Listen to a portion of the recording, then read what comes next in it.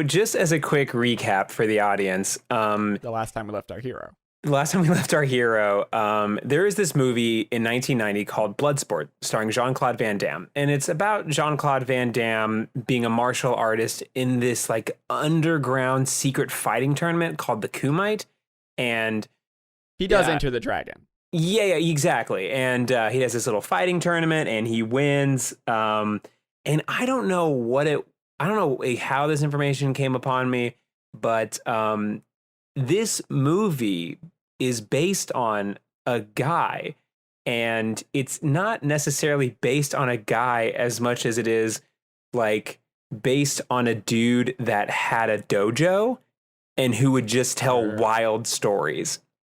And Which, he like, let's be became honest, to get a dojo, you need to like be able Yeah. to rent out some space in a strip mall. Like, it's Yeah. not that. and he became kind of like famous Sure. just in LA as like oh, have you met Frank?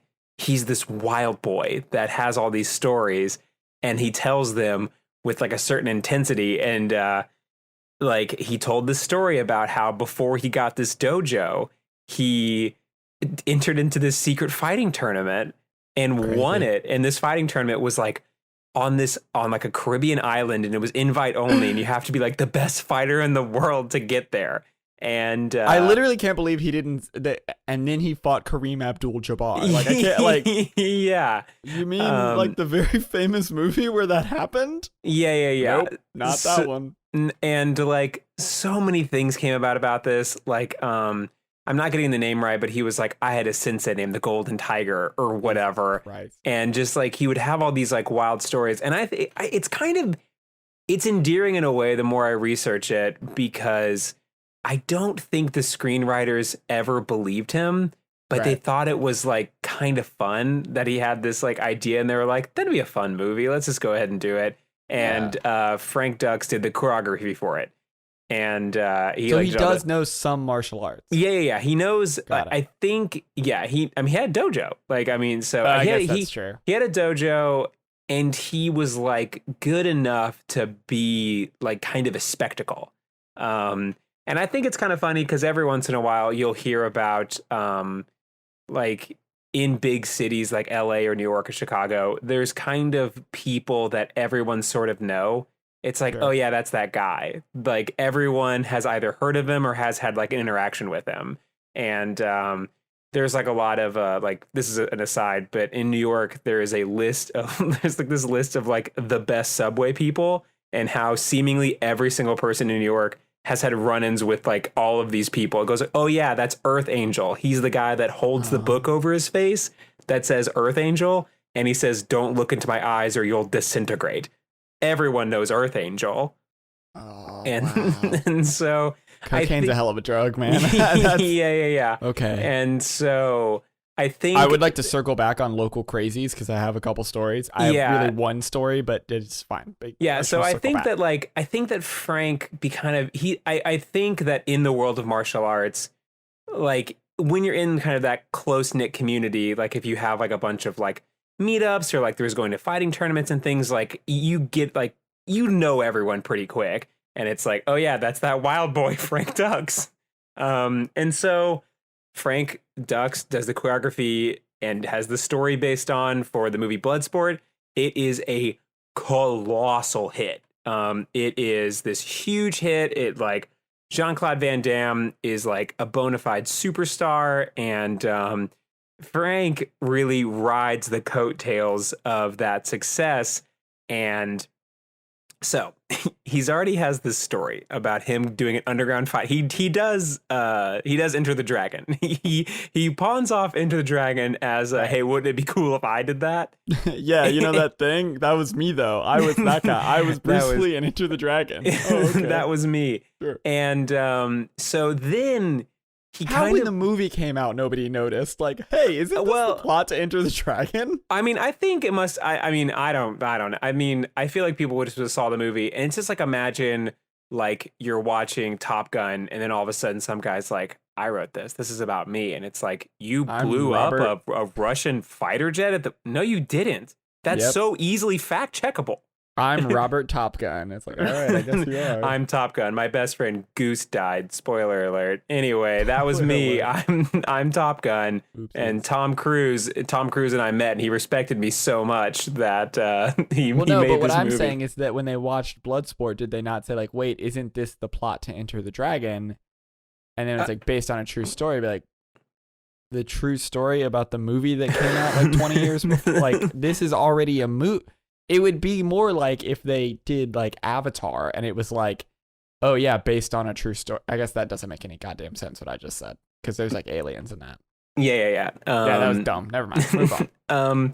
So Frank, he and I can just kind of assume this is what it must be like to have a gambling addiction. You just like want to keep the dice rolling, and he like because he won so big with Bloodsport. I think that he was like, well, let's keep this train going. And then in 1996, he came out with a book called The Secret Man. And The Secret Man, I'm just going to read not the first page, but like there are words on the cover of this book. And also, I should state that my lovely girlfriend bought this book for me because she knows how obsessed I am with Frank Dux and just his like general antics. You love Liar Boys. These are sweet I Liar love- Boys, I like love Billy Liar Boys, Firefest, all of and them. I think this started coming up. I don't know have I talked about Dan Blazarian on the podcast? I know the name, but I also love Liar Boys, so I don't know. I will talk about Dan Blazarian is kind of what got this whole thing started. The founder of Blizzard. No, right. Yes. So there are words on the cover, and the cover says he was the CIA's covert operative, the subject of the martial arts film Bloodsport, a bridge to international organized crime, a legend on both sides of the Iron Curtain. His true identity always concealed from the people he served. He was the Secret Man, an American warrior's uncensored story. But the inside of the cover is also just incredible. It has a quote from CIA Director William Casey. I demand absolute loyalty. I need a ghost. Someone not subject to reports, red tape, even laws. I want a zookeeper, son. Yeah. A spy for spies. You answer to me, and I mean only me. Sorry. CIA Director William Casey. I have a quick question. Yes. One, it seems like Six Underground did rip some of this off, but also, yeah. did you say Zookeeper in there? Yes, he says I need a zookeeper, and don't you fret. I'm gonna loop back around to that. Awesome. It is revealed what a zookeeper is in the first chapter. Awesome. Because cool. Thank you. I kind of as a joke, like I kind of got this book almost for like set dressing just in my life because I think it's so funny. So that people can ask about it and you can talk about Bloodsport. Let's be real. Exactly. They can say, "What's that book?" And you're like, "Do you know about Bloodsport?" Do you know about Bloodsport? And I just read the first chapter, and it was so intoxicating that I just had to keep going. So I think that's why this could be, if this hits, this could be a segment. So if you'll allow me, I want to get into just kind of a summary with some fun quotes from the first 3 chapters. Sure, I'd love it. This is Zach's The Secret Book Club. Secret book. Can I ask a question? Yes. Why is it secret? Listen, it's The Secret Man. It's The Secret Book Club. I missed that. No, that makes sense. This is my an American podcaster's uncensored story. Okay, I get you. The secret book club. Yes, I understand. Okay. Go on. So I'm going to. There's a forward. There's acknowledgments. Whatever. The forward and the acknowledgments are funny for reasons I'll get into in a moment. Great. But if it's okay, this quote is a little bit long, but I would like to read the prologue in its entirety. What? Okay. Sure. The prologue, it's only a paragraph. I'm not going to yuck your yum. Read the prologue. To look upon a spy's life is to look upon the moon. Regardless of its dark side, a spy's existence has been the subject of romance that conjures up a sinister yet compelling image with the force to attract our brightest and darkest nighttime imaginings. Distance and perspective, however, make all the difference in our final perception. Upon close inspection, the allure disappears in the face of the desolate wasteland from which one can view the shape and state of the earth as it really is. One travels alone to the moon landscape, which exerts its invisible yet powerful influence over the tides of political and economic rise and fall of the teeming, unsuspecting sphere below. In its airless landscape, we remain isolated and cut off from one another. A single wrong move, the slightest malfunction, and we're all doomed. If a spy does survive, ultimately, he is left looking down upon the strange, distant landscape of the world below, wondering why. Yeah, because if we know anything from Iran-Contra and Venezuela, what the CIA is famous for is doing a great job and not getting caught. They're really famous for keeping it all secret, and actually it goes well for everyone. I mean, you know, if you're getting murdered by a death squad in Honduras, it's probably bad, but like otherwise, it's great. So this is kind of what started, like obviously the prologue is kind of what starts your journey. It is the overture to what setting for sure. to what the rest of the book will be about. And I was just like, what the hell is going on in this paragraph? I read it like 5 times just because I did not understand, because he's like, just the first sentence alone is so freaking beautiful. To look upon a spy's life is to look upon the moon. And then he just like, it's like he literally saw a bunch of James Bond's movies. He's like, it's that, right? No, and then he kind of forgets about the moon analogy. And then he like is on the moon. Right. He is like, the moon, but he also is on the moon. He is on the moon.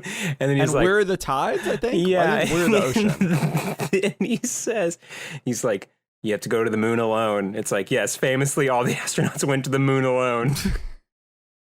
And again, like, if I make one wrong move, like the moon, like what are you talking about? Like selling sarin gas to Saddam Hussein, you know, like what are you talking about? They make wrong moves like all the fucking time. That's like the whole thing. But like that. In the context of the moon analogy, that's great, because it's like if I make one wrong move, we're all doomed. Certainly, if the moon makes one wrong move, we're all doomed. I guess. I never thought of it, but yeah, man, the big ups to the moon. Just a quick shout out to the moon for not making any wrong moves.